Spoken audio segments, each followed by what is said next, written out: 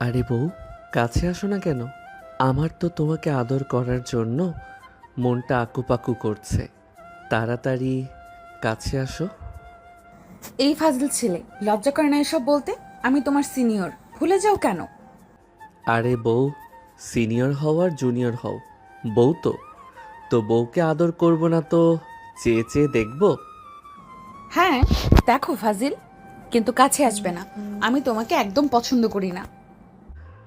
আরে সোনা, পছন্দ কি এমনি এমনি করবে নাকি? আমার ভালোবাসা পেলে এমনিতেই পছন্দ হয়ে যাবে। নো অব্র, একদম কাছে আসবে না। এসব জোর জবরদস্তি আমার কাছে একদম পছন্দ না। আপোষে আসতে না দিলে তো জোরই করতে হবে। তুমি আমার বউ, সেই 1 মাস ধরে। এর মধ্যে একটা হাতও ধরতে পারলাম না। কেন, শরীর পেতে খুব ইচ্ছে করে নাকি? তোমাদের মতো ছেলেদের কাছে তো ভালোবাসার মূল্যই নাই, শরীরটাই সব। নীলা রাগে ফুঁসে উঠে কথাগুলো বলল। অভ্র তো হতবাক। নীলা যে এমন করে বলবে সে বুঝতে পারে নাই। নীলার চোখে আগুন জ্বলছে। অভ্র এবার রাগ হলো। সে নীলাকে এক ঝটকায় কাছে নিয়ে এসে বলতে লাগলো। কি যা তা বলছো নীলা? তুমি আমাকে এমন ভাবো? এই 1 মাসে আমি তোমাকে একবারও জোর করেছি? ছাড়ো আমাকে, টাচ করবে না, অসহ্য লাগে আমার। অভ্র চোখ মুখ শক্ত হয়ে গেল। এতক্ষণ যে ছেলেটা হাসি ঠাট্টা করছিল, মুহূর্তেই তার মুখের রেখা বদলে গেল। চোয়াল শক্ত, দৃষ্টি তখন তীক্ষ্ণ। সে ধীরে ধীরে নীলার হাত ছেড়ে দিলেও চোখ সরালো না। নীলা, কথা বলার আগে একটু ভেবে বলো। শরীরটাই যদি আমার সব হতো, তাহলে এই 1 মাসে তোমার ইচ্ছের বিরুদ্ধে একবারও কাছে আসতাম না। তুমি আমাকে এত সস্তা ভাবো? আমি তো দেখি, আমি যা দেখি তাই বলি। ছেলেরা বিয়ের পর শুধু একটা জিনিসই বোঝে, ভালোবাসা, সম্মান, এইসব মুখের কথা। সুযোগ পেলেই আসল চেহারা বের হয়। অভ্র এবার সত্যিই রেগে গেল। সে এক পা পিছিয়ে গিয়ে দু হাতে চুলে হাত বুলিয়ে বিরক্তি স্বরে পড়ল। ওয়াও, মানে আমি তোমার চোখে সেই লেভেলের ছেলে? তাহলে বিয়ে করলে কেন? তখন তো সিনিয়র ম্যাডামের খুব ইগো ছিল, তাই না? বিয়ে করেছি মানেই নিজেকে সঁপে দিয়েছি, এমন ভাবার কোনো কারণ নেই।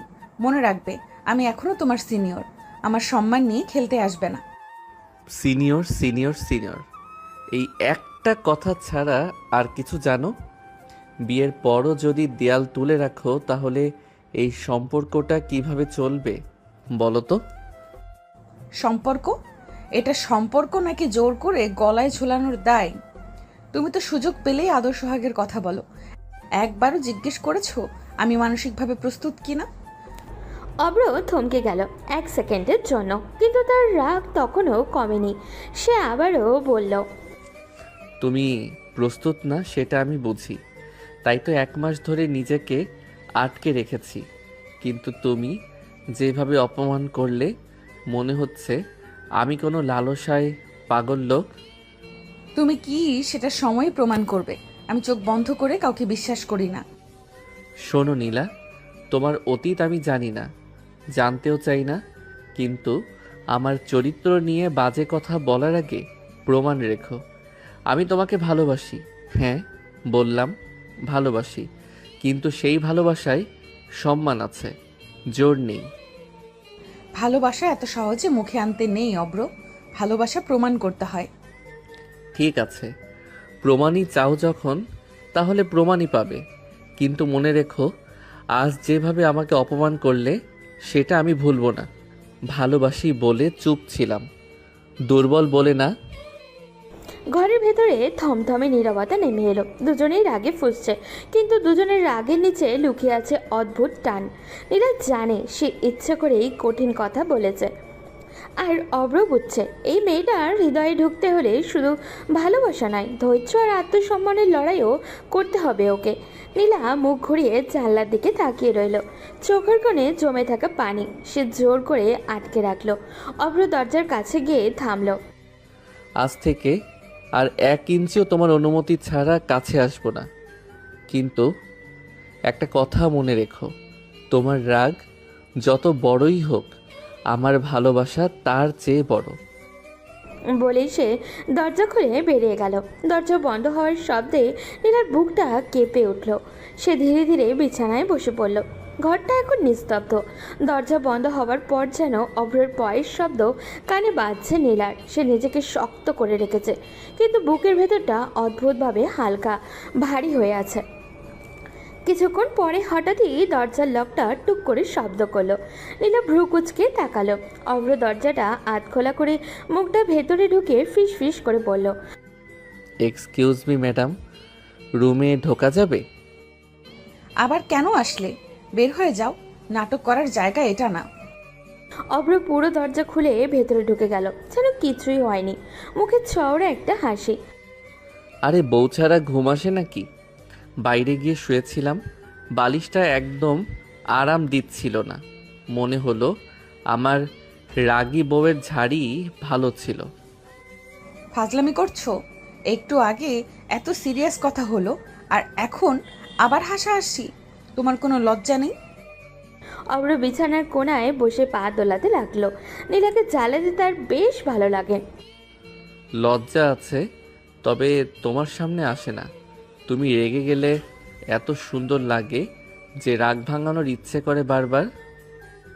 অব্র, আমাকে নিয়ে এসব ডায়লগ মারার দরকার নেই। আমি সিরিয়াস মানুষ, তোমার এই ছেলে মানুষই আমার সহ্য হয় না। হায় আল্লাহ, আমার সিনিয়র ম্যাডাম আমাকে ছেলে মানুষ বলেছে। তাহলে কি করব বলো? টাই পরে এসে জি ম্যাডাম বলবো? হ্যাঁ, সেটাই ভালো, অন্তত সম্মান করতে শিখবে। অভ্র হঠাৎই একটু এগিয়ে গেল, তবে এবার তার চোখে দুষ্টুর ঝিলিক। অভ্র সেভাবেই বলল, সম্মান তো করি বলেই এখনো দূরত্ব রেখে কথা বলছি, না হলে এতক্ষণে। থামো, একদম থামো, বাজে ইঙ্গিত দিও না। আরে না না, আমি তো বলতে যাচ্ছিলাম এতক্ষণে তোমার রাগ ভাঙানোর জন্য চা বানিয়ে আনতাম। তুমি তো সব সময় খারাপটাই ভাবো। নীলা বিরক্তি হয়ে বালিশ ছুঁড়ে মারল অভ্রর দিকে। এই ছেলেটা একদম বেয়াদবের হাড্ডি। অসহ্য, তুমি সত্যি একটা অসহ্য একটা মানুষ। এই অসহ্য মানুষটাই কিন্তু তোমার স্বামী, আর স্বামীর একটা অধিকার আছে রাগী বউকে হাসানো। নীলা মুখ ঘুরিয়ে নিলেও ঠোঁটের কোণে চাপা হাসি ফুটে উঠল ওর, যা সে লুকাতে প্রাণপণ চেষ্টা করছে। অভ্র সেটা দেখে আরও মজা পেল। ওহো, ম্যাডামের ঠোঁট নড়ল কেন? হাসি আসছে নাকি? কিছু না, তুমি বেশি ভেবো না। অভ্র ধীরে ধীরে একটু দূরে শুয়ে পড়ল, মাঝখানে বেশ খানিকটা ফাঁকা রাখা। ঠিক আছে, কথা দিলাম কাছে আসবো না, কিন্তু একটা শর্ত আছে। আবার কি? রাগ করে ঘুমানো যাবে না। অন্তত চোখ বন্ধ করার আগে একবার বলবে গুড নাইট ফাজিল স্বামী। স্বপ্ন দেখছো নাকি? হ্যাঁ, স্বপ্নই তো দেখছি। একদিন এই রাগী সিনিয়র বউ নিজে থেকেই বলবে অভ্র কাছে আসো। নীলা কিছু বলল না, শুধু চুপচাপ শুয়ে রইল। কিন্তু আজ তার রাগের ভেতরেও এক ফোঁটা নরমতা ঢুকে গেছে। আর অভ্র সে জানে এই লড়াইটা মিষ্টি, এই রাগই একদিন ভালোবাসায় বদলে যাবে। তাই সে ইচ্ছে করেই ফাজলামি করে যায়, শুধু তার সিনিয়র রাগী বউটার মুখে এক চিলতে হাসি দেখার জন্য। সকালবেলার নরম রোদ পর্দার ফাঁক দিয়ে বিছানার উপরে এসে পড়েছে। ঘর জুড়ে শান্ত একটা পরিবেশ, দুজনেই গভীর ঘুমে ডুবেছিল। হঠাৎই আরে আমার ইজ্জত হরণ হয়ে গেল রে, কেউ বাঁচাও। নীলা চমকে উঠে চোখ মেলে তাকালো। কিছু বুঝে ওঠার আগেই খেয়াল করলো সে অভ্রকে শক্ত করে জড়িয়ে ধরে ঘুমিয়ে আছে। তার একটা হাত অভ্রের বুকের ওপরে রাখা, মুখ প্রায় কাঁধে গুজেছিল। নীলার চোখ কপালে উঠল, সে দ্রুত সরে গেল। কি আজে বাজে চিৎকার করছো সকালে? পাগল নাকি? অভ্র নাটকীয় ভঙ্গিতে উঠে বসে চাদর টেনে নিল নিচের গায়ে, তারপর ন্যাকা কণ্ঠে বলল, এখন সরে কি হবে? সারা রাত কি কি করছো আল্লাহই জানে। আমি তো নিরীহ ঘুমাচ্ছিলাম, হঠাৎ দেখি আমাকে জাপটে ধরা হয়েছে। নীলার মুখটা লাল হয়ে গেল রাগে আর লজ্জায়। এই ছেলে আর কি কি করতে পারে আল্লাহ ভালো জানে। মেজাজ গরম করবে না অব্র। আমি কি করতে যাব তোমাকে ফাজিল? ঘুমের মধ্যে কি হয়েছে জানি না। আহারে, সারা রাত কাছে থেকে এখন ঝাড়ি দিচ্ছ? এটা কেমন কথা বলো তো? আমি তো ভেবেছিলাম আমার রাগী বউ একটু নরম হয়েছে। নীলা বালিশ তুলে আবারও মারতে গেল। এই ছেলেকে যতই বলুক শিক্ষা হবে না কখনো। একদম চুপ, বাজে কথা বলবে না। আমি ইচ্ছে করে ধরিনি। ও তাই? তাহলে আমি কি নিজে নিজে তোমার হাতে এসে পড়েছি? আর এই যে আমার শার্টটা কুঁচকে গেছে, এটার দায় কে নেবে? তোমার নাটক সহ্য করার মতো ধৈর্য আমার নেই। সকালে উঠেই এসব শুরু করো কেন? অভ্র মুচকি হেসে ধীরে ধীরে একটু কাছে ঝুঁকলো, তবে স্পর্শ করলো না। কারণ আমার সকালটা খুব সুন্দর হয়েছে। ঘুম ভাঙতেই দেখলাম আমার সিনিয়র বউ আমাকে শক্ত করে ধরে আছে। এমন সকাল কি রোজ পাই? বেশি বাড়াবাড়ি করো না। আর একবার এসব বললে সত্যিই রাগ দেখাবো। আচ্ছা আচ্ছা, রাগ করো না, কিন্তু একটা কথা বলি, রাগী বউরা নাকি ঘুমের মধ্যে আসল মনের কথা বলে ফেলে। কি বলতে চাইছো? বলতে চাইছি, তুমি যতই বলো আমাকে পছন্দ করো না, তোমার অবচেতন মন কিন্তু আমাকে ছাড়তে চায় না। অব্র, আর একবার এসব বললে ভালো হবে না। নিজের কল্পনা নিজের কাছেই রাখো। ঠিক আছে ম্যাডাম, তবে আজ থেকে সাবধান থাকবো। যদি আবার আমার উপর ঝাঁপিয়ে পড়ো, আগে থেকেই জানিয়ে দিও। বের হও আমার সামনে থেকে, অসহ্য একটা মানুষ। অভ্র হেসে হেসে বাথরুমের দিকে চলে গেল। আর নীলা বিছানায় বসে রইল। বুক ধরফর করছে ওর। রাগে লজ্জায় নাকি অন্য কিছুর জন্য সে নিজেও বুঝে উঠতে পারছে না। তবে একটা কথা নিশ্চিত, এই ফাজিল স্বামীর সাথে তার প্রতিটা সকাল এমন ঝগড়ায় আর অদ্ভুত মিষ্টি দিয়ে শুরু হয়। বাথরুম থেকে পানি পড়ার শব্দ থামতেই দরজা খুলে বের হলো অভ্র। ভেজা চুলে ফোঁটা ফোঁটা পানি পড়েছে, হাতে তোয়ালে। সে একদম নিশ্চিন্ত ভঙ্গিতে আয়নার সামনে গিয়ে দাঁড়ালো। চিরুনি হাতে নিয়ে খুব মন দিয়ে চুলগুলো আঁচড়াতে লাগলো, যেন কোনো সিনেমার হিরো শুটিংয়ের আগে প্রস্তুতি নিচ্ছে। বিছানায় বসে থাকা নীলা অজান্তেই তাকিয়ে আছে তার দিকে। চোখ সরাতে চাইলেও পারছে না ও। অভ্র আয়নায় নীলার প্রতিচ্ছবি দেখে মুচকি হাসল। কি ব্যাপার বউ, আমাকে খুব হ্যান্ডসাম লাগছে নাকি? এত মন দিয়ে দেখছো কেন? নীলা হকচকিয়ে গেল, মুখ শক্ত করে ফেলল। এই ছেলে এখন নিশ্চিত তাকে পচানো শুরু করবে। কে বলল দেখছি? আয়নার সামনে একটা বাদর লাফালাফি করছে, সেটাই দেখছিলাম।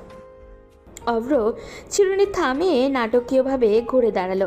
তাকে কি বাদর বলল নাকি? কথাটা অভ্রের খুব গায়ে লাগলো। কি বললে? আমি বাদর? হ্যাঁ, হ্যান্ডসাম না, বাদর লাগছে। খুব খুশি হয়ে দাঁড়িয়ে আছো কেন জানি না। ও আচ্ছা, তাহলে সারা রাত বাদরকে জড়িয়ে ধরে ঘুমিয়েছ কে?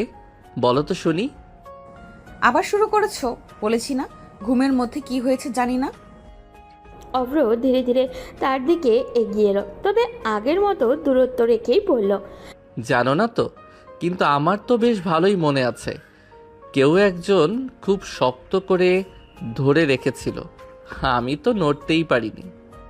মিথ্যা কথা বলবে না, একদম বাড়াবাড়ি করো না অব্র। আহারে, এখন সব দোষ আমার। আমি তো নিরীহ বাদর, কিছু বললেই দোষ হয়ে যায়।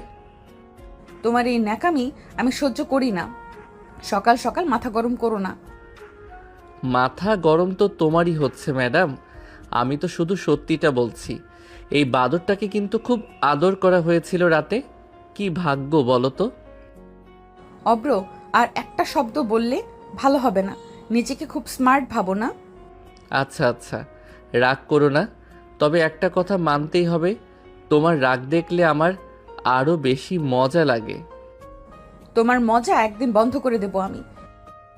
দেখি কিভাবে বন্ধ করো, তবে সাবধান, বাদর কিন্তু খুব একরোখা।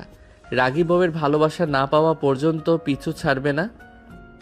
নীলা মুখ ঘুরিয়ে চলে গেল আলমারির দিকে, কিন্তু তার ঠোঁটের কোণে অদৃশ্য একটা হাসি খেলা করছে। আর অভ্র আয়নার সামনে দাঁড়িয়ে নিজের চুল ঠিক করতে করতে মনে মনে বলছে, এই রাগ, এই ছাড়ি, সব কিছুই মাঝে মাঝে লুকিয়ে আছে তার বইয়ের নরম মন। সকালটা আজ একটু বেশি জমজমাট। ডাইনিং টেবিলে গরম গরম পরোটা, ডিম ভাজি আর চায়ের কাপ থেকেই ধোয়া উঠছে। নীলা চুপচাপ বসে আছে, মুখের গম্ভীর একটা ভাব। অব্র ঠিক তার বিপরীতে বসে পরোটা ছিঁড়তে ছিঁড়তে এমনভাবে তাকিয়ে আছে যেন বড় কোনো দুষ্টুমি করার প্ল্যান করছে ও। মা, আজকে কিন্তু পরোটাটা একটু বেশি গোল হয়েছে। বুঝতেই পারছি আমার রাগী বউয়ের হাতের ছোঁয়া আছে। কি আজে বাজে কথা, আমি কিছুই করিনি। আরে করেছো। তোমার রাগের তাপেই তো পরোটা ফুলে উঠেছে। দেখুন মা, আপনার বাদর ছেলে কেমন করে, সকাল সকাল শুরু করে দিয়েছে। অব্রর মা মুচকি হেসে ছেলের দিকে তাকালেন। এই দুজনের অভিযোগ শুনতে শুনতেই তিনি শেষ। অব্র, জ্বালাস কেন মেয়েটাকে? একটু শান্তিতে খেতে দে।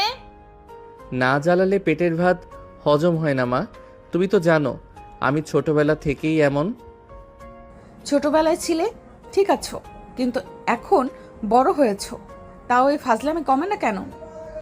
বড় হয়েছি ঠিকই, কিন্তু বউটা তো সিনিয়র, তাই নিজেকে ছোটই মনে হয়। তোমরা দুজন শুরু করলে আমার নাস্তা জমে যায়। তবে অব্র, একটু কম কর। মেয়েটা নতুন এসেছে, সব কিছুতে সময় লাগে। আচ্ছা মা, আজকে আর বেশি জ্বালাবো না। তবে একটা কথা বলি, রাগ করলে নীলাকে আরও সুন্দর লাগে। তুমি চুপ করবে নাকি উঠে যাব? আরে না, উঠে গেলে তো আমার সকালের বিনোদনটাই শেষ হয়ে যাবে। নীলা এবার সত্যিই উঠে দাঁড়াতে গেল। অব্র তাড়াতাড়ি বলে উঠল, আচ্ছা বসো, আর কিছু বলবো না, খাও শান্তিতে। নীলা অনিচ্ছায় আবারও বসে পড়ল, কিন্তু মুখে রাগ থাকলেও চোখের কোণে এক চিলতে হাসি লুকিয়ে আছে ওর। অব্রের মা সব বুঝে চুপচাপ চা খেতে লাগলেন, আর অব্র সে পরোটা খেতে খেতে মনে মনে বলছে, রাগে সিনিয়র বউকে না চালালে সকালটা যেন ফাঁকা ফাঁকা লাগে। এভাবেই হাসি ঝগড়ার মাঝে তাদের সংসারের সকালটা রঙিন হয়ে উঠল। সকাল করে এখন প্রায় অফিস টাইম। অব্র শার্ট প্যান্ট পরে টাই ঠিক করে আয়নার সামনে শেষবারের মতো নিজেকে দেখছে। চুলে হালকা জেল দিয়ে বেশ স্মার্ট লাগছে তাকে।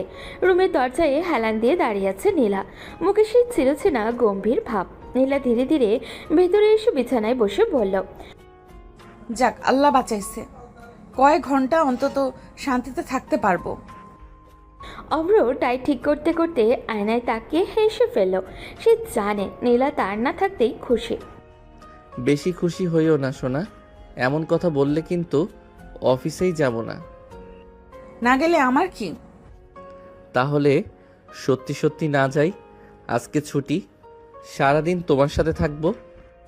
তাহলে চাকরি থাকবে না, তখন বুঝবে সংসার কিভাবে চলে। চাকরি না থাকলে আরও ভালো, সারাদিন তোমার সাথে থাকতে পারবো। রাগী বউকে জ্বালানোই হবে ফুল টাইম জব।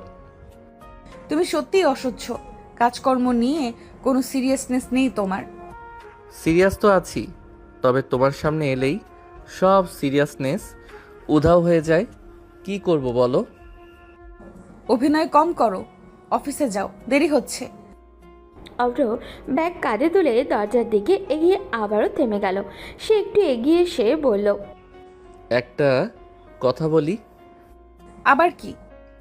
আমি না থাকলে কি সত্যি একটু মিস করবে না? একদম না, বরং ঘরটা শান্ত থাকবে। আহারে, এত নিষ্ঠুর! হাহ, আমি তো ভেবেছিলাম একটু হলেও মনে পড়বে। তোমার মতো ফাজিল মানুষকে কে মিস করবে? ঠিক আছে, তাহলে আজকে অফিসে গিয়ে 10 বার ফোন দিব, যাতে শান্তিটা পুরো নষ্ট হয়। একবার ফোন দিলেই ধরবো না, মনে রাখবে। ধরবে না তো আরো বেশি দিব, শেষে নিজেই বিরক্ত হয়ে ধরবে। নীলা বিরক্তি হয়ে জানলার দিকে তাকালো। অব্র দরজা খুলে বের হয়ে গেলেও মুখে সেই চওড়া হাসি। বের হওয়ার আগে আবারও মাথা ঢুকিয়ে বলল ও, আচ্ছা ম্যাডাম, দরজা লক করে রেখো। আর হ্যাঁ, আমার কথা বেশি মিস করো না যেন। নীলা বালিশ ছুঁড়ে মারতে গেল, কিন্তু ততক্ষণে সে পালিয়েছে। ঘরে আবারও শান্ত হয়ে গেল। নীলা দীর্ঘশ্বাস ফেলল। সত্যিই কি সে শান্তি পেল, নাকি এই ফাজিল স্বামীর কথাবার্তায় তার সকালগুলো অদ্ভুতভাবে পূর্ণ হয়ে ওঠে, সেটা সে নিজেও ঠিক বুঝতে পারল না। অভ্র বাসা থেকে বের হয়ে গেট পেরোতেই আবারও সেই চিরচেনা দুষ্টু হাসিটা মুখে ফুটে উঠল। একটু আগেও রাগী বইয়ের ঝাড়ি খেয়ে এসেছে ও, কিন্তু তার মুখে কষ্টের ছাপ নেই, বরং যেন নতুন একটা এনার্জি পায় ও। অফিসে ঢুকতেই ব্যাগটা নিজের কেবিনে রেখে সোজা কলিগদের রুমে ঢুকে পড়ল। কিরে ভাই সব, দেশ জাতি ঠিক আছে তো? আমার অনুপস্থিতিতে কোনো বিপ্লব হয়ে গেল নাকি? তুই না থাকলে অফিসে শান্তি থাকে। আজকে এত খুশি কেন আবার? খুশি না হয়ে উপায় আছে? সকালে রাগী বউয়ের সাথে 2 রাউন্ড ঝগড়া দিয়ে এসেছি, এখন সারাদিন এনার্জি ফুল। ভাই, তুই এত দুষ্টুমি করিস কিভাবে? বউ তোকে মারে না?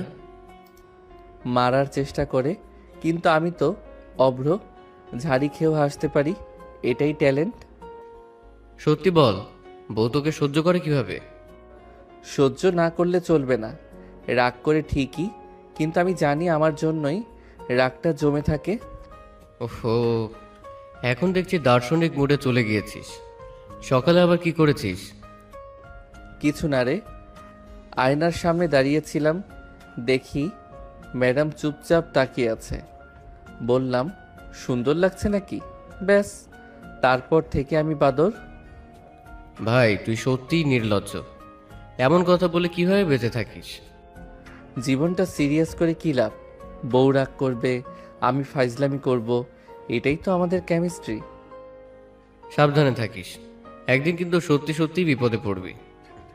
বিপদে পড়লেও সমস্যা নেই, রাগী বউ আছে না, শেষমেশ আমাকেই বাঁচাবে। দুজনেই হাসতে লাগলো। অফিসের কাজ শুরু হওয়ার আগেই অভ্র পুরো ফ্লোর হাসির রোল ফেলে দিয়েছে, কিন্তু হাসির আড়ালে তার মনে বারবার ভেসে উঠছে নীলার রাগী মুখটা। সে মোবাইলটা বের করে তাকালো, কল দেবে না থাক একটু পরে, বেশি তাড়াতাড়ি ফোন দিলে আবার ঝাড়ি খেতে হবে। অভ্র মুচকি হেসে নিজেকেই বলল, দেখি ম্যাডাম কয় ঘন্টা আমার কথা না ভেবে থাকতে পারে। অফিসে কাজ শুরু হলেও তার দুষ্টুমি থামে না। আর রাফি মনে মনে ভাবে, এই ছেলেটার এত এনার্জি আসে কোথা থেকে। অফিসের কাজ তখন জমে উঠেছে, সবাই নিজ নিজ ডেস্কে মন দিয়ে কাজ করছে।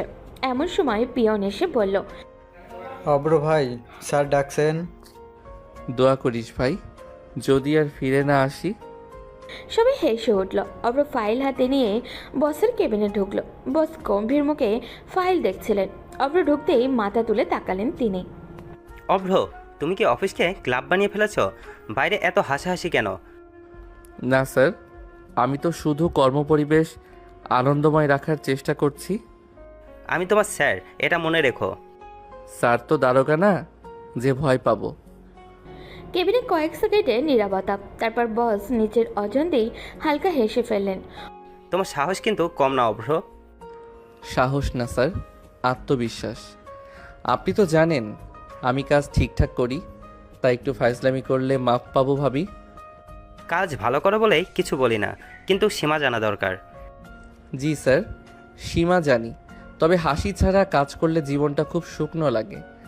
তুমি একদিন বড় বিপদে পড়বে তোমার এই দুষ্টামুর জন্যে। বিপদে পড়লে আগে আপনাকেই ডাকবো স্যার, আপনি তো আমার অফিসের অভিভাবক। যাও কাজ করো, আর বাইরে গিয়ে নাটক কম করো। জি স্যার, তবে একটা কথা, আপনি রাগ করলে কিন্তু আপনাকেও বেশ ইয়াং লাগে। বের হয় এখনই। অব্র হেসে কেবিন থেকে বের হয়ে এলো। বাইরে এসে বন্ধুরা ঘিরে ধরলো ওকে। কিরে, আজকে বাঁচলি? স্যার জানে আমি এমনই, কাজ ঠিক থাকলে আবার দুষ্টামি সহ্য করতেই হবে। অফিসে আবার হাসির রোল পড়ে গেল।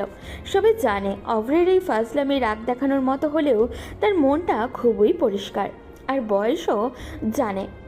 বসও জানে এই ছেলেটা সীমা ছাড়ায় না, শুধু পরিবেশটাকে হালকা করে রাখে। এভাবেই অফিসেও নিজের আলাদা ছাপ রেখে চলে অভ্র। ফাজিল, দুষ্টু, কিন্তু দায়িত্বশীল। দুপুর গড়িয়ে লাঞ্চ ব্রেক। অফিসের ক্যান্টিনে সবাই খাওয়া দাওয়া নিয়ে ব্যস্ত। কেউ গল্প করছে, কেউ মোবাইল স্ক্রল করছে। অভ্র ট্রে হাতে বসেছে ঠিকই, কিন্তু তার মন খাবারে নেই। চোখ বারবার মোবাইলের স্ক্রিনে যাচ্ছে। সে নিজের মনে মুচকি হেসে বলল, দেখি তো ম্যাডাম কয় ঘন্টা আমার কথা না ভেবে থাকতে পারে। সে আর দেরি না করে কল দিল। ওপাশে কয়েকবার রিং হওয়ার পর নীলা ফোন ধরল। গলায় বিরক্তি স্পষ্ট। কি হয়েছে? অফিসে কাজ নেই নাকি? কাজ আছে, কিন্তু মন নেই। মন তো বাসায় রেখে এসেছি। আবার শুরু করেছো? আমি ব্যস্ত আছি। ব্যস্ত? কি নিয়ে? আমাকে মিস করার প্ল্যান বানাচ্ছ নাকি? একদম না, শান্তিতে আছি। ফোন না করলে আরও শান্তি থাকতাম। আহারে, আমি না থাকলে ঘর নাকি শান্ত? তাহলে কি আজ থেকে অফিসেই রাত কাটাবো? হ্যাঁ কাটাও, তাতে আমার কোনো সমস্যা নেই। সমস্যা নেই। তাহলে রাতে কে জড়িয়ে ধরবে বলো তো? নীলা চুপ করে গেল এক মুহূর্ত। এই ছেলে এক কথা বারবার বলবে। তারপর গলা শক্ত করে বলল, বাজে কথা বন্ধ করবে? সকাল থেকে যা শুরু করেছো। আচ্ছা আচ্ছা, সিরিয়াস কথা বলি। খেয়েছো? খেয়েছি, তুমি খাও, কাজ করো। তোমার গলা শুনলেই পেট ভরে যায়। খাওয়া না খেলেও চলবে। অব্র, আমাকে জ্বালানোর জন্যই ফোন দিয়েছো তাই না? একদম। না জ্বালালে তো লাঞ্চ হজম হয় না। তোমার এই অভ্যাস একদিন বদলাবে। বদলাবে, তবে শর্ত আছে। কি শর্ত? তুমি একদিন নিজে থেকে বলবে, অভ্র একটু জ্বালাও না, ভালো লাগে। স্বপ্ন দেখো, এখন ফোন রাখো। আচ্ছা আচ্ছা, রাখছি।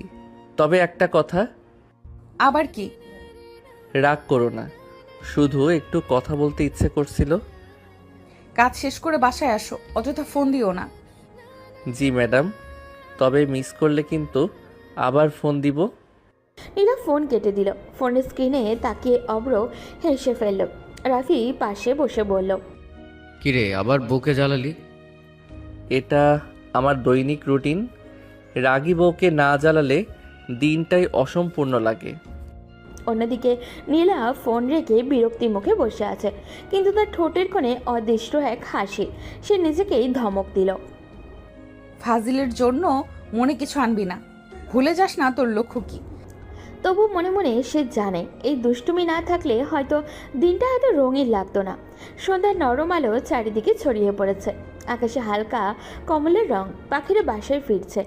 অভ্র গেট খুলে ভেতরে ঢুকতেই ঘরটাকে অদ্ভুত শান্ত লাগলো। রুমে ব্যাগ রেখে সে ধীরে ধীরে ব্যালকনির দিকে এগিয়ে গেল। দেখলো নীলা ব্যালকনিতে দাঁড়িয়ে আছে, চুলটা খোলা, হালকা বাতাসে উঠছে, দুহাত রেলিংয়ে রাখা, দৃষ্টি দূরে কোথাও একটা। অভ্র কিছুক্ষণ চুপ করে তাকিয়ে রইল। তার চোখে দুষ্টুমির বদলে এক মুহূর্তের জন্য অন্যরকম নরমতা ফুটে উঠল। তারপর আস্তে পা ফেলে পেছন থেকে গিয়ে হঠাৎ করেই নীলাকে জড়িয়ে ধরল। নীলা চমকে উঠল। এই কি করছো? ছাড়ো আমাকে। অভ্র আরও শক্ত করে জড়িয়ে ধরে মাথাটা তার কাঁধে কাছে নামিয়ে পড়ল। উফ, সারাদিন পর আমার রাগী বউকে পেলাম। না জড়িয়ে ধরলে কি চলে?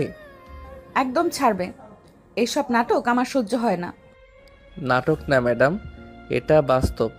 স্বামী বাসায় এসে বউকে জড়িয়ে ধরবে, এটাই তো নিয়ম।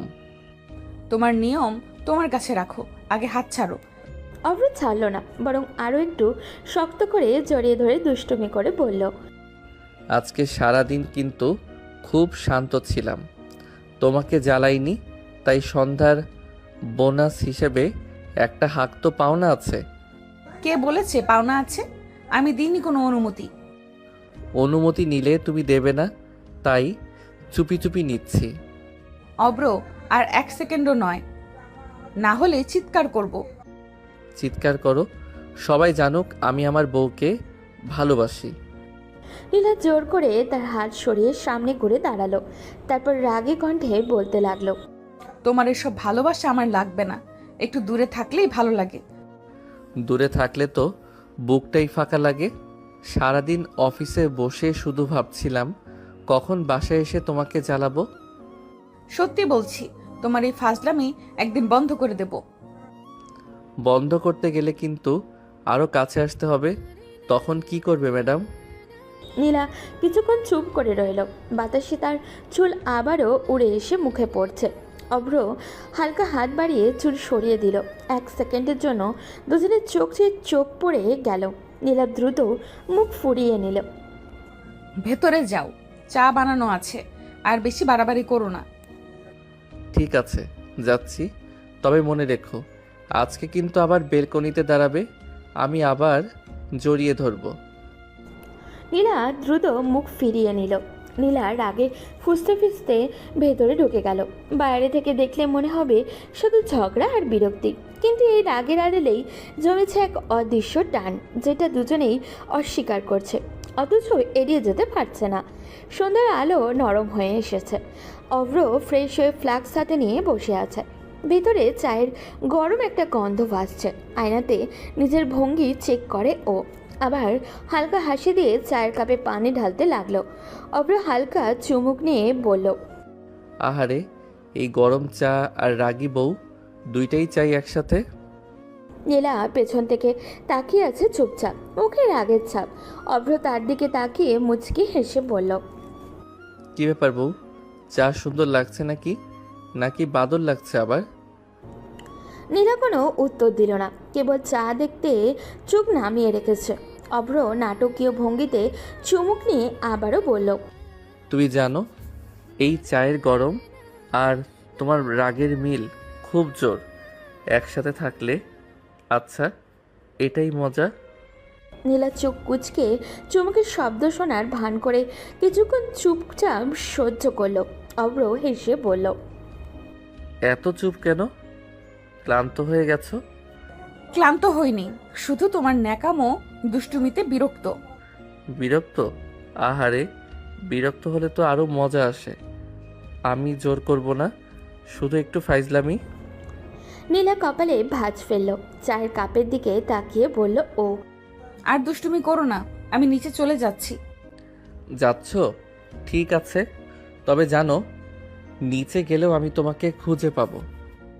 নীলা বিরক্ত মুখে চা রাখলো। ধীরে ধীরে সিঁড়ি ধরে নিচে চলে গেল। অভ্র চায়ের কাপ রেখে হালকা মুচকে হাসি দিল। আহারে, রাগী বউকে বিরক্ত করা আর তারপর সে চুপচাপ চলে যাওয়া, এই মিষ্টি ঝগড়া ছাড়া দিনটা অসম্পূর্ণ। ফ্লাক্সের পাশে বসে চায়ের গরম কাপে চুমুক দিয়ে অভ্র আবারও নিজের দুষ্টুমির পরিকল্পনা করতে শুরু করলো। রাত নেমেছে, বাসার আলোটা নরম আর বাইরে হালকা ঠান্ডা বাতাস। অভ্র সব ফ্লাক্স ফিনিশ করে নেমে এসেছে ডাইনিং রুমে। বাবা মা ইতিমধ্যেই বসে আছেন, টেবিলে হালকা রাতের খাবার সাজানো। ডাইনিং রুমে বসেই সকলে আড্ডা দিতে শুরু করলো। বাবা কাজের দিনের খবর নিচ্ছেন, মা রান্নার গল্প। অভ্র কপালে হাত দিয়ে মুচকে হেসে বলল, আরে বাবা, শুনেছ কি আজকে অফিসে কি ঘটেছে? পুরো দফতরে ফাইজলামি করেছি। কি হচ্ছে অব্র? সব সময় কি দুষ্টুমি করো কেন? আর আজকে কি করেছো? দুষ্টামি না হতো তো কি মজা থাকতো? অফিসে বস দেখেছে, রাগী বউকে ফ্লাস্কের সামনে থামতে দেখেছে, আমি তো নাটক করেছি। নাটক না, সত্যিই দুষ্টুমি করেছে। অভ্র, কাজের কাজও করো, শুধু ফাজলামি আর দুষ্টামি করে কি লাভ? ও, লাভ? আহারে মা, লাভ হচ্ছে সব সময় হাসি খুশি। অফিসে সবাই জ্বালালাম, সবাই বলে ও অভ্র। দেখো অব্র, কাজটা কিন্তু গুরুত্বপূর্ণ। সব সময় দুষ্টুমি আর ফাইজলামি করলে কোথায় যাবে? বাবা, কাজ করি ঠিকই, তবে একটু ফাইজলামি ছাড়া দিনটা অসম্পূর্ণ মনে হয়। তুমি সবসময়ই দুষ্টুমি, আর এইভাবে বেকুবের মতো হাসি কোনো দিন বড় বিপদে ফেলবে। বিপদ? আহারে ম্যাডাম, বিপদ হলে আমি আপনাদের সবাইকে বলবো, এতে বাড়ি তো আরও মজা পাবে। এইভাবেই রাতের ডাইনিং রুমে আলো আর হাসি ছড়িয়ে আছে। সব কিছু স্বাভাবিক মনে হলেও অভ্র দুষ্টুমি ও নীলার রাগের মিশ্রণ পুরো ঘরকে একরকম রঙিন করে তুলেছে। অভ্র যেন চুপচাপ বসে থাকতে পারে না। খাবারের ফাঁকে ফাঁকে ছোট ছোট দুষ্টুমি ছুড়ে দিতে থাকে, সব কিছুতেই হাসি ফোটাচ্ছে। বাবা গম্ভীর চোখে আবারও বললেন, অভ্র, এবার সত্যিই সাবধানে থাকো। সব সময় দুষ্টুমি করা বন্ধ করো। জি বাবা, কিন্তু হাসি ছাড়া তো দিনটা অর্ধেক ফাঁকা লাগে। সবাই এক মুহূর্ত চুপ করে গেল, তারপরে হেসে ফেলে। ডাইনিং রুমের রাতটা শান্ত হলেও ছোট ছোট ফাজলামি আর ঝগড়া খুনসুটি পুরো পরিবেশকে প্রাণবন্ত রাখছে। রাত ঘনিয়ে এসেছে, ঘরটিতে হালকা আলো আর বাইরে বাতাস ঠান্ডা ঢেউ। অভ্র ডাইনিং রুমের টেবিল থেকে উঠে নীলাকে নিয়ে রুমে চলে যায়। নীলার দিকে এগিয়ে আসে ও। অভ্র ধীরে ধীরে তার হাতে হালকা মুচকি হাসি নিয়ে বলল, জান, আজ একটা সুন্দর শাড়ি পরো। নীলা একবার চোখ ঝাপসা করে তাকালো, তারপর রাগে গলায় বলল, কেন? আমি কি পাগল রাতে সুন্দর শাড়ি পরে সাজবো? না জান, আমি তোমাকে নিয়ে ঘুরতে যাব। তোমার মতো পাগলের সাথে কে যাবে? আমি একদম যাব না। তুমি জান যাবেই। নীলা একদম নীরব। সে জানে অভ্রকে না বললেও শেষ কথা হবে না। অভ্র আবারও কাছে গিয়ে বলল, না বলবে না, শুনবো না, আমি থামবো না। অব্র, তুমি কি সবসময়ই পাগল? পাগল না হইলে তো তোমাকে আনন্দ দিতে পারতাম না। নীলা কিছুক্ষণ বিরক্তি চোখে তাকালো। তার মধ্যে রাগও আছে, কিন্তু অভ্রের দুষ্টুমি আর অদৃশ্য টান তাকে বিরক্তি সামলাতে বাধ্য করছে। অভ্র হালকা কণ্ঠে বলল, চলো না জান, শুধু 1 ঘন্টা আমার সাথে ঘুরতে। তুমি যদি না থামো সত্যিই ঘুম ভেঙে যাবে। আমার ঘুমাতে দাও। আরে জান, ঘুম কি? রাতটা শুধু আমাদের জন্য। তুমি আমার শার্টের মতো সুন্দর শাড়ি পরো, আর আমরা একটু মজা করি। নীলা বিরক্তি হলেও কিছু না বলে চুপচাপ চলে গেল। অভ্র জানে সে ঠিকই নিজের পরিকল্পনা অনুযায়ী নীলাকে শাড়ি পরাতে পারবে। অভ্র মুচকে হেসে বলল, আহারে রাগী বউ, তোমাকে ফাইজলামি ছাড়া শান্ত দেখলে রাতটা অসম্পূর্ণ মনে হয়। ঘরটা হালকা আলোয় ভরে গেছে। নীলা সাবধানে শাড়ি পরে বেরিয়ে এসেছে, চুলটা বাঁধা, চোখে লুকানো রাগ আর ঠোঁটে অদৃশ্য হাসি। অভ্র দেখে চমকে উঠল, চোখে আনন্দ আর হালকা দুষ্টুমি ফুটে উঠল ওর। অভ্র মুচকে হেসে বলল, আহা জান, অসাধারণ লাগছে। তোমার রূপে তো আকাশের তারাগুলাও লজ্জা পাবে। আহারে, অনেক নাটক। এত প্রশংসা দিয়ে কি করছো? কিন্তু সত্যি বলি জান, হাতটা ধরতে না পারলে রাতটা অসম্পূর্ণ মনে হয়। হাত ছাড়ো। বউয়ের হাত ধরে না ঘুরলে কি ভালো লাগে? অব্র, এবার একটু বেশি হয়ে গেল। বেশি? আহা, আমি তো শুধু বললাম হাতটা ধরে হাঁটলে আরও আনন্দ। বাইরে রাতের হাওয়ায় চমৎকার নীরবতা। অভ্র হাতটা ধরে ধীরে ধীরে হেঁটে নিয়ে যাচ্ছিল। নীলা কিছুটা বিরক্ত, কিছুটা অস্বীকারও, কিন্তু হাত ছাড়তে পারছে না ও। অভ্র হালকা হাসি দিয়ে বলল, জান, আজকে রাতটা শুধু আমাদের জন্য। রাগী বউয়ের সঙ্গে হাঁটা ছাড়া কি আর আনন্দ? রাতের বাতাসটা হালকা ঠান্ডা, রাস্তায় আলো মৃদু। অভ্র আর নীলা হাত ধরে হাঁটছে, একে অপরের ছায়া যেন মিশে গেছে। হঠাৎই তারা পৌঁছালো ছোট্ট ফুচকার দোকানের সামনে। নীলা চোখ কুচকে বলল, আহা, তুমি কি আবার? দেখি তো জান, ফুচকা খাওয়ার ইচ্ছে আছে কি না। তুমি কি চাইছো না একটু মজা আর ফুচকার স্বাদ? অব্র, তুমি আরেকবার ফাজলামি শুরু করেছো। ফাজলামি ছাড়া কি ফুচকা মজা লাগে?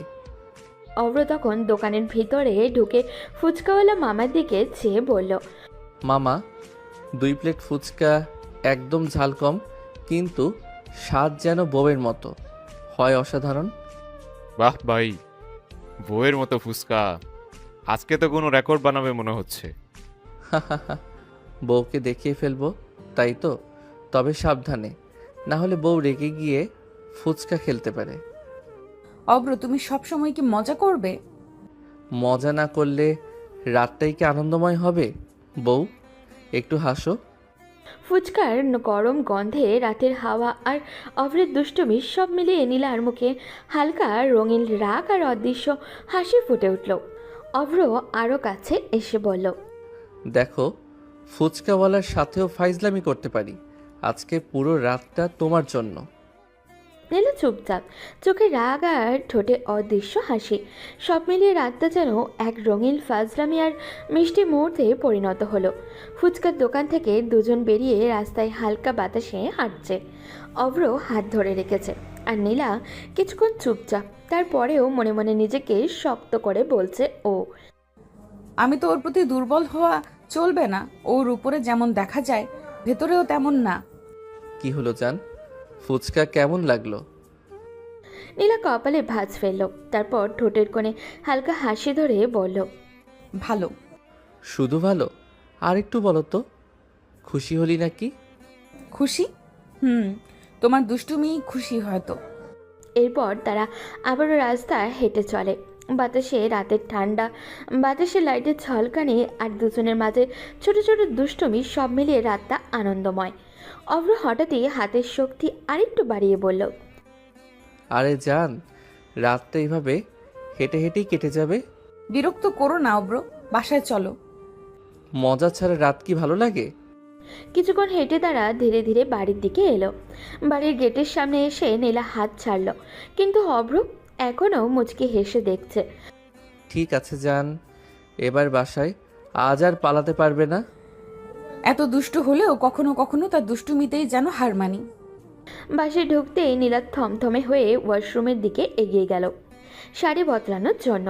অভ্র দ্রুত এগিয়ে এসে হঠাৎই হাত ধরে বলল, জান, বদলাতে হবে না। অব্র, বিরক্ত লাগছে, এই শাড়ি পরে থাকতে পারবো না। সব দূর করে দেব সোনা, চিন্তা করো না। নীলা কিছুটা হতবাক হয়ে দাঁড়ালো। অভ্র তার পাশে এসে ঠোঁটে ঠোঁট ডুবিয়ে দিল, হালকা আদর করতে লাগলো ও। অভ্র মৃদু কণ্ঠে বলল, হার পারছি না জান, আজ রাতটা শুধু তোমার জন্য। নীলা চুপচাপ দাঁড়ালো। অভ্র ধীরে ধীরে পাশে বসে তার হাতে হাত রাখলো। নীলা কিছু বলার জন্য মুখ খুললে নিবে, অমনি সময় অভ্র তাকে বিছানায় ধাক্কা দিয়ে ফেলে ঠোঁটের ঠোঁট ডুবিয়ে কিস করতে লাগলো। নীলার দম বন্ধ হয়ে আসছে। অভ্র একটানে নীলার শাড়ি খুলে বুকে মুখ ডুবিয়ে কিস করতে লাগলো। নীলা ছটফট করছে ছাড়া পেতে, কিন্তু অভ্র আজ নিজের মধ্যেই নেই। সে আবারও ঠোঁটের ঠোঁট ডুবিয়ে কিস করতে লাগলো। আস্তে আস্তে ভেসে গেল ভালোবাসার অতল গভীরে। ভোরে হালকা আলো ঘরে ঢুকছে। নীলার চোখ ধীরে ধীরে খুললো আর অবাক হয়ে দেখলো অভ্র তার বুকে মাথা দিয়ে শুয়ে আছে। অব্র, কি করছো? নীলা রাগে ধাক্কা দিয়ে তাকে সরিয়ে দিল। অভ্র চুপচাপ উঠে হালকা হেসে বলল, কি হলো জান? তোমাকে বারণ করেছিলাম কাছে আসতে, তুমি সরোনি, জোর করে ঘনিষ্ঠ হয়ে বসেছো। আরে নীলা, আমাদের বিয়ে অনেক দিন হয়েছে, দূরে থাকা সম্ভব হচ্ছিল না। দূরে না থাকা আর জোর করে কাছে আসার মধ্যে পার্থক্য আছে। ঠিক আছে, বুঝলাম, রাগ করো না। ঘরের আলো হালকা আর বাতাসে একটু নরম ঠান্ডা। অভ্র নীলাকে জড়িয়ে ধরতে নিলে নীলা রাগে চোখ কুঁচকে অভ্রর দিকে তাকিয়ে বলল, টাচ করবে না আমাকে। কেন না জান, অধিকার আছে আমার। নাই, আমি মানি না। তোমাকে কতবার বলতে হয়, বুঝছো না? মানতেই হবে জান, বিয়ে হয়েছে আমাদের, আর দূরে থাকা সম্ভব নয়। নীলা রাগে লাল হয়ে গেল। অভ্রের সিরিয়াস ভঙ্গি দেখে কিছুটা থমকে গেল ও, কিন্তু গর্ব আর রাগ মিলিয়ে তার মুখ আরও রঙিন ছাপ ফেলেছে। অভ্র উঠে ফ্রেশ হয়ে বাসার বাইরে বেরিয়ে অফিসের জন্য রওনা দিল। নীলা কিছুক্ষণ চুপচাপ তাকিয়ে রইল। অফিসে ঢুকতেই অভ্র চুপচাপ ডেস্কে বসে কাজ করছে। তার চোখে হালকা ভাব, মনে ভরে নীলার কথা ভেসে আসছে ওর। রাফি পাশ দিয়ে এসে বলল, কি ভাই, আজ কেন দুষ্টুমি করছিস না? দেখছি শান্ত, মেজাজ ঠিক নেই। কি হয়েছে? নীলাকে এত ভালোবাসি, তাও ও বুঝতে চায় না। মনে হয় কোনো রাগ পুষে রেখেছে আমার প্রতি। ঠিক হয়ে যাবে, চিন্তা করো না, ওর রাগ ভাঙাতে হবে। অভ্রের চোখে হালকা হাসি ফুটল, তবে ভেতরে রাগ আর ভালোবাসার টান আছে। মনে মনে ভাবছে, নির্ভয়ে রাফি বলছে ঠিক হবে, তবে রাতের পরিবেশ নিজে সব ঠিক করে নেবে। এই রাগ, এই বিরক্তি সবই কাটিয়ে উঠে আমি ওকে খুশি করব, ঠিক যেমনটা করার কথা। দিনের আলো কমে আসছে। অফিসের ঘরে হালকা আলো আর কম্পিউটার স্ক্রিনের ঝলও সব মিলিয়ে অভ্রের মন শুধু নীলার দিকে মনোযোগী। আর রাফির কথায় কিছুটা প্রশান্তিও এসেছে, কিন্তু রাগের টান এখনও ভেতরে দাগ রেখে গেছে। দিনভর অফিসের চাপ শেষে অভ্র বাড়ি ফিরল। ঘরে ঢুকতেই দেখলো নীলা সোফায় বসে ফোনে স্ক্রল করছে। হালকা আলো আর ঘরের নীরবতা যেন মুহূর্তে চাপিয়ে দিয়েছে দিনের ক্লান্তি। অভ্র হালকা মুচকে হাসি দিয়ে বলল, কি করো জান? ডান্স করি। আরে জান, ভালোভাবে কি বলতে পারো না? না, তোমার সাথে ভালোভাবে কথা বলতে ইচ্ছে করছে না। অভ্রের চোখে তখন দুষ্টুমি ফুটল। সে ধীরে ধীরে নীলার কাছে এগিয়ে গেল, হালকা আদর করার ভঙ্গি দেখালো ও। অভ্র হেসে বলল, তুই চাইলে আমি নিজের ড্যান্স করব জান। এরপর অভ্র নীলা ঘনিষ্ঠভাবে কাছে টেনে কিস করতে লাগলো। নীলার চোখ বড় করে রাগ দেখালো, গায়ে আগুন লাগার মতো তেজ ছিল ওর। অব্র কি শুরু করেছো তুমি? আরে জান, বউকে আদর না করে কি থাকা সম্ভব? নীলা রেগে গেলেও ঠেলতে পারল না। অভ্র আরও একটু ঘনিষ্ঠ হয়ে তাকে কিস করতে শুরু করলো, আর গভীরভাবে কাছে টেনে নিল ওর। গভীর রাত, চারপাশটা নিস্তব্ধ, শুধু দেয়াল ঘড়ির টিকটিক শব্দ আর জানলার ফাঁক দিয়ে ঢুকে পড়া হালকা চাঁদের আলো। হঠাৎই নীলার ফোনটা কেঁপে উঠল। রাত প্রায় 2টো। নীলার চোখ মেলে স্ক্রিনের দিকে তাকালো। নামটা দেখেই তার মুখের অভিব্যক্তি বদলে গেল। সে ধীরে ধীরে উঠে বসলো, পাশে ঘুমন্ত অভ্রের দিকে একবার তাকালো ও, তারপর নিঃশব্দে ব্যালকনির দিকে চলে গেল। ব্যালকনির দরজা আস্তে করে বন্ধ করেই কল রিসিভ করলো ও। ওপাশ থেকে ভেসে আসছে একটা মেয়ের কান্না, ভাঙা ভাঙা কণ্ঠ, যেন বুকের ভেতরে জমে থাকা কষ্ট একসাথে বেরিয়ে আসছে। নীলা গম্ভীর গলায় বলল, তুই কান্না করিস না প্লিজ, আগে শান্ত হ। ওপাশ থেকে আবারও কান্না, কিছু অস্পষ্ট কথা। নীলার চোখ শক্ত হয়ে উঠল, আর তার গলায় দৃঢ়তা। শোন, সব কিছুর হিসাব নেব আমি, একটুও ছাড়বো না। তার চোখে তখন রাগ, ক্ষোভ আর প্রতিজ্ঞা। যে নীলা সারাদিন অভ্রের দুষ্টমিতে বিরক্ত হয়, সেই নীলাই এখন অন্যরকম, শক্ত, স্থির, ভয়ঙ্করভাবে সিরিয়াস। এদিকে বিছানায় শুয়ে থাকা অভ্রর হালকা ঘুম ভেঙে গেছে। সে চোখ না খুলেই টের পেল নীলা পাশে নেই। ধীরে ধীরে চোখ খুলে দেখলো ব্যালকনির দরজা আধা খোলা। নীলার কণ্ঠস্বর ভেসে আসছে, ওকে আমি ছাড়বো না। অভ্র ভ্রু কুঁচকে গেল। তার মনে হালকা একটা সন্দেহ রেখা টানল। কে, কিসের হিসাব, কাকে ছাড়বে না ও? অভ্র উঠে বসতে চাইল, কিন্তু নিজেকে থামালো। সে চুপচাপ আবারও শুয়ে পড়ল, চোখ বন্ধ করে ঘুমের অভিনয় করতে লাগলো। তার ভেতরে প্রশ্নের ঝড় উঠেছে, কিন্তু বাইরে একটু প্রকাশ করলো না ও। কিছুক্ষণ পর নীলা কল কেটে ধীরে ধীরে রুমে ফিরে এলো। তার মুখে এখনো কঠিন ছাপ। সে অভ্রের দিকে একবার তাকালো, দেখলো সে ঘুমিয়ে আছে। হালকা নিঃশ্বাস ফেললো, তারপর ধীরে ধীরে বিছানায় শুয়ে পড়ল।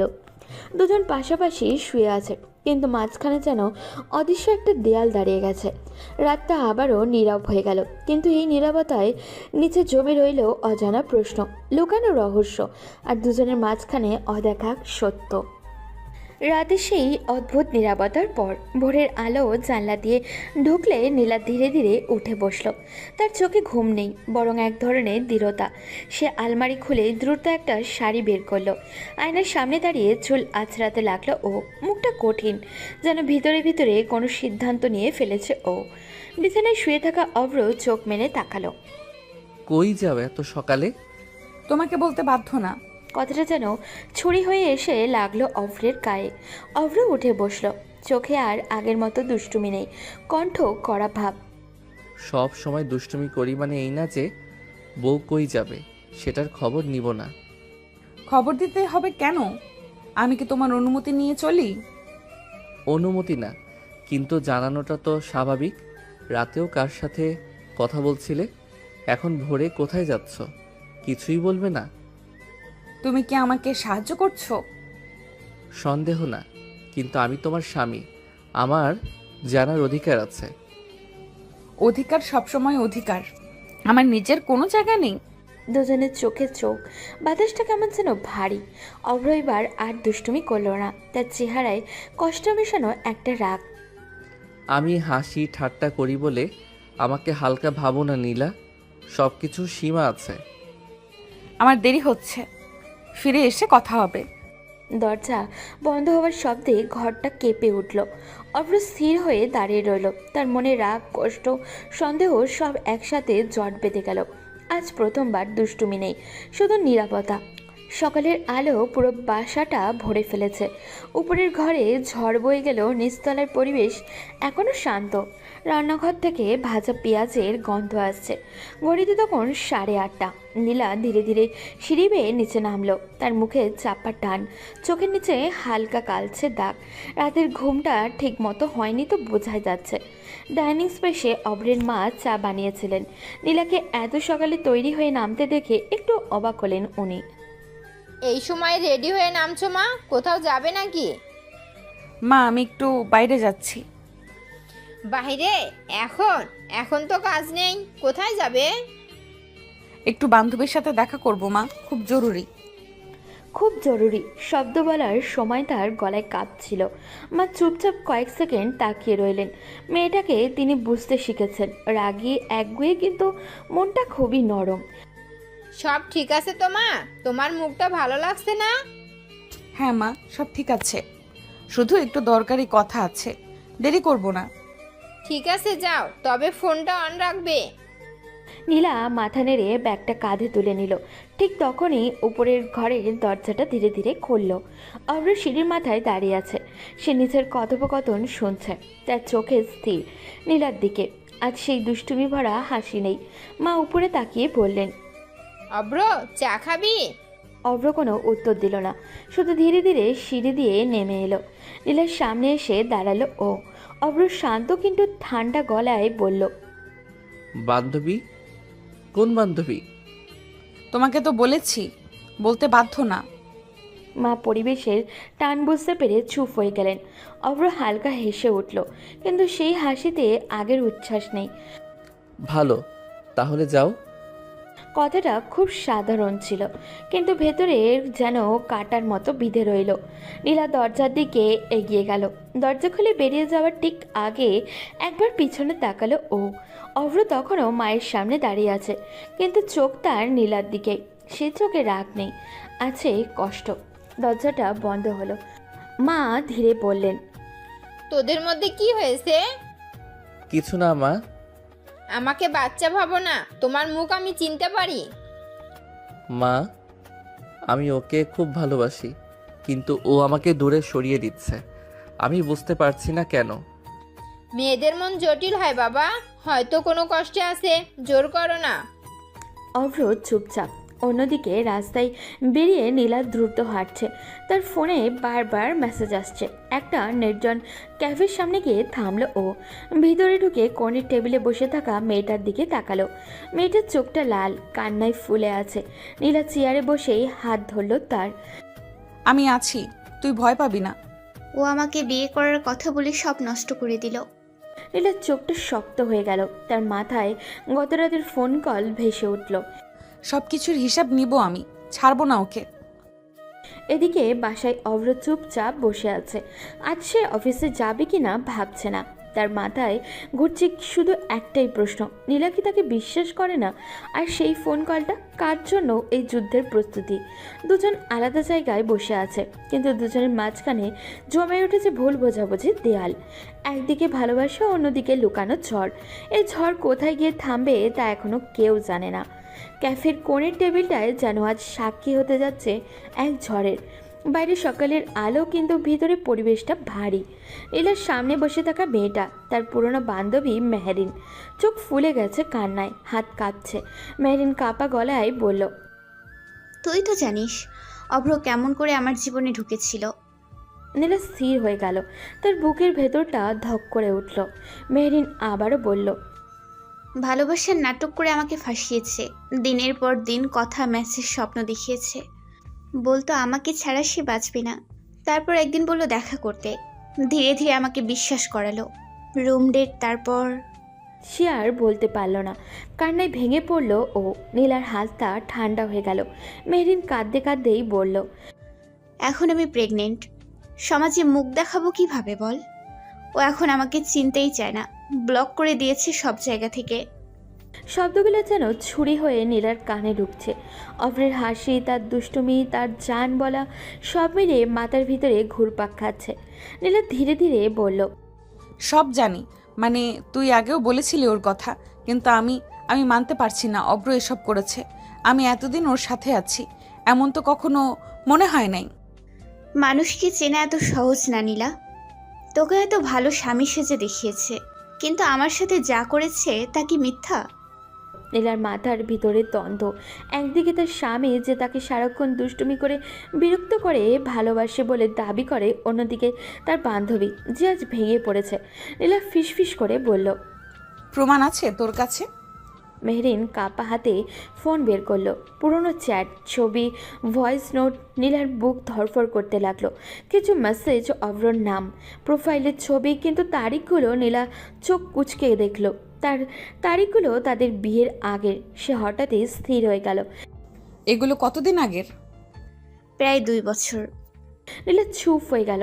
2 বছর আগে তখন তো তাদের বিয়ে হয়নি, কিন্তু প্রশ্ন অন্য জায়গায়। অভ্র কি সত্যি প্রতারণা করেছে, নাকি কোনো ভুল বোঝাবুঝি? নীলার চোখে জল চলে এলো। সে ধীরে ধীরে বলল, আমি সত্যটা জানবো, তুই ভয় পাবি না। আমি একা হয়ে গেছি নীলা। তুই একা না। এদিকে বাসায় বসে অভ্র জানে না তার অতীতের কোনো ছায়া আজ তার বর্তমানকে তাড়া করতে শুরু করেছে। দুষ্টুমি করা সেই ছেলেটা আজ অজান্তেই দাঁড়িয়ে আছে এক ঝড়ের সামনে। আর নীলা, সে এখনও শুধু স্ত্রী না, এক বন্ধু, এক বিচারক আর এক আহত নারী। সত্যি কি মিথ্যা কি, নাকি দুজনের মাঝখানে জমে উঠেছে ভয়ঙ্কর ভুল বোঝাবুঝি? ক্যাফের ভিতরে বাতাসটা ভারী হয়ে আছে। মেহেরিন কাঁদতে কাঁদতে মাথা নিচু করে বসে আছে। নীলা তার হাত শক্ত করে ধরে রেখেছে। নীলা ধীরে ধীরে কিন্তু দৃঢ় কণ্ঠে বলল, শোন, এই সন্তান যদি সত্যিই অভ্রের হয়, তাহলে আমি ওকে ডিভোর্স দিয়ে তোর সাথে বিয়ে দেব। তুই চিন্তা করিস না। তুই পারবি? অন্যায় করলে তার শাস্তি হবেই। আমি কাউকে ছাড়বো না। কথাগুলো বললেও নীলার বুকের ভেতরটা কাঁপছিল। ভালোবাসা আর রাগ একসাথে জট বেঁধে আছে। বিকেল গড়িয়ে সন্ধ্যা। নীলা বাসার সামনে এসে থামলো। দরজা খুলতেই সে অবাক হয়ে গেল। অভ্র আজ অফিসে যায়নি। সে ড্রয়িং রুমে বসে আছে, চোখে অদ্ভুত এক স্থিরতা। নীলা কিছু না বলে সোজা নিজের রুমের দিকে হাঁটলো। ব্যাগ রেখে আলমারি খুলে কাপড় বের করতে লাগলো ও। অভ্র দরজার পাশে দাঁড়িয়ে তাকিয়ে আছে। কই ছিলে সারাদিন? তুমি জেনে কি করবে? কথাটা যেন আগুনে ঘি ঢাললো। অভ্র ধীরে ধীরে রুমের ভেতরে ঢুকলো। তার চেহারায় আর দুষ্টুমি নেই। আমি জেনে কি করব মানে? সব কিছু জানার অধিকার তোমার আছে। এই কথাটা বারবার বলো না। অভ্রের মেজাজ এবার সত্যিই গরম হয়ে গেল। সে এক ঝটকায় কাছে এসে নীলার 2 কাঁধ ধরে ফেলল। কিছু না বলে হঠাৎই তাকে কিস করতে লাগলো। রাগ, কষ্ট আর অধিকার বোধ মিশে আছে সেই স্পর্শে। নীলা হতভম্ব। সে ধাক্কা দিয়ে সরাতে চাইল। অভ্র এবার রাগে কণ্ঠে বলল, আমি ছাড়া কে জানবে আমি তোমার স্বামী? ঘরটা নিস্তব্ধ। নীলার চোখে আগুন আর জল একসাথে জমে উঠেছে। তার মাথায় ভেসে উঠেছে মেহেরিনের কান্না, সেই চ্যাট, সেই অভিযোগ। সে ধীরে ধীরে বলল, আমি মানি না। কি মানো না? নীলা ঠোঁট কামড়ে চুপ করে রইল।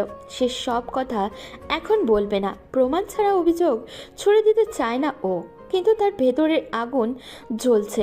অভ্র কিছুক্ষণ তাকিয়ে রইল। তার চোখে বিভ্রান্তি। সে বুঝতে পারছে না, কিছু একটা তো ভীষণ ভুল হচ্ছে। দুজন একই ঘরে দাঁড়িয়ে, কিন্তু মাঝখানে দূরত্ব মাইলের। ভালোবাসা আছে, রাগও আছে, অভিযোগ আছে, আর আছে এমন এক সত্য যা এখনও পুরোপুরি প্রকাশ পায়নি। রাতে খাবার টেবিলটা আজ অদ্ভুত নীরব। ডাইনিং টেবিলে ভাতের গরম ভাপ উঠছে, ডাল, ভাজি, মুরগির ঝোল সাজানো, কিন্তু কারোরই মনেই যেন খাবারের রুচি নেই। অভ্র চুপচাপ বসে খাচ্ছে, মাথাটা নিচু। সারাদিন রাগ এখনও পুরোপুরি যায়নি। নীলা এসে চুপচাপ বসলো। তার চোখের নিচে ক্লান্তির ছাপ ঠিকই, কিন্তু তখনই অভ্রের মা নরম গলায় বললেন, নীলামা, কেমন আড্ডা দিলে বান্ধবীদের সাথে? আড্ডা দিতে যাইনি মা। তাহলে? ও একটা বড় বিপদে পড়েছে মা, তাই সাহায্য দরকার। টেবিলের বাতাস যেন হঠাৎই থমকে গেল। মা ভ্রুকুচকে বললেন, কি বলো, কি বিপদ? নীলা গভীর শ্বাস নিল। তার চোখে এক মুহূর্তের জন্য অভ্রের দিকে গেল। অভ্র মাথা নিচু করে খাচ্ছে, যেন কিছুই শুনছে না, কিন্তু তার আঙুলের চাপে চামচ শক্ত হয়ে আছে। নীলা ধীরে ধীরে সব বলতে শুরু করলো। একটা ছেলে ওর সাথে অনেকদিন সম্পর্ক ছিল, ভালোবাসার কথা বলেছে, বিয়ের স্বপ্ন দেখিয়েছে, তারপর একদিন সব ছেড়ে দিয়েছে। এখন মেয়েটা প্রেগনেন্ট, ছেলেটা অস্বীকার করছে। হায় আল্লাহ! মেয়েটা একা হয়ে গেছে মা, সমাজে মুখ দেখাতে পারছে না। কি বলো, ছেলেটা এত খারাপ? একটা নিরীহ মেয়ের এমন ক্ষতি করলো? ওর কখনো ভালো হবে না, আল্লাহ বিচার করবেন। শব্দগুলো যেন ভারী হয়ে আছড়ে পড়ল। অভ্র তখনও চুপচাপ খাচ্ছে। তার মুখে কোনো অভিব্যক্তি নেই, কিন্তু তার চুয়ালটা শক্ত। চামচের শব্দ একটু জোরে হলো প্লেটে। মা বলতে লাগলেন, আজকালকার ছেলেপেলে কেমন হয়েছে, সম্পর্ক করবে, ব্যবহার করবে, তারপর ছেড়ে দেবে। মেয়েদের জীবন নিয়ে খেলা, এটা কি খেলনা? নীলার বুক ধকধক করছে। সে চুপ করে শুনছে। তার মনে হচ্ছে প্রতিটা শব্দ যেন কারোর দিকে ইঙ্গিত করছে। অভ্র হঠাৎই পানি খেলো। গ্লাস নামিয়ে খুব স্বাভাবিক গলায় বলল, ও সব কথা কি প্রমাণিত? কি মানে? মানে এক পক্ষের কথা শুনে কাউকে দোষী বানানো ঠিক না। নীলা তাকিয়ে রইল তার দিকে। তাদের চোখ এক মুহূর্তের জন্য আটকে গেল। সেই দৃষ্টিতে প্রশ্ন, রাগ, সন্দেহ সব মিলে আসে। মা বিরক্তি হয়ে বললেন, প্রমাণ থাকুক বা নাই থাকুক, এমন কাজ করলে ছেলেটা মানুষ না। অভ্রর কিছু বলল না। সে আবারও চুপচাপ খেতে লাগলো। নীরবতা আজ কথা বলছে। নীলার মনে প্রশ্ন, সে কি সত্যি ভুল বুঝছে নাকি